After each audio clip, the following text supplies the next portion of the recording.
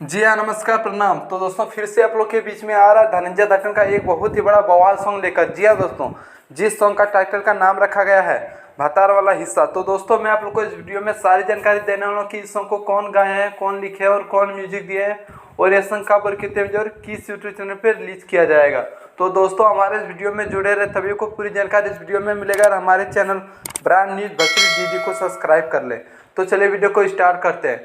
तो दोस्तों मैं आप लोग को बताना चाहता हूँ कि सभी के दिलों के धड़कन धनंजय दत्तन गाना, जिस गाने का टाइटल का नाम रखा गया है भतार वाला हिस्सा, इस गाने को गाए सभी के दिलों के धड़कन धनंजय दत्तन एंड नेहा राज ने, जो कि गजब का सुर मधुर आवाज से गाए हैं। और इस सॉन्ग को लिखे हैं धर्मेंद्र जी, जो कि काफ़ी ज़्यादा बेहतरीन सॉन्ग लिखते हैं और बेहतरीन से बहुत दिनों के बाद धनंजय दत्तन के आवाज़ में आ रहा है।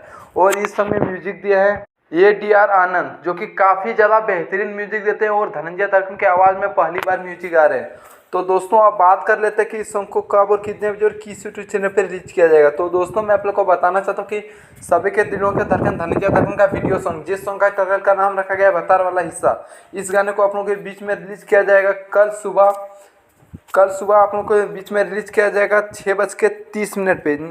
जी हाँ दोस्तों, इस सॉन्ग को आप लोगों को कल देखने को मिलेगा 6:15 पे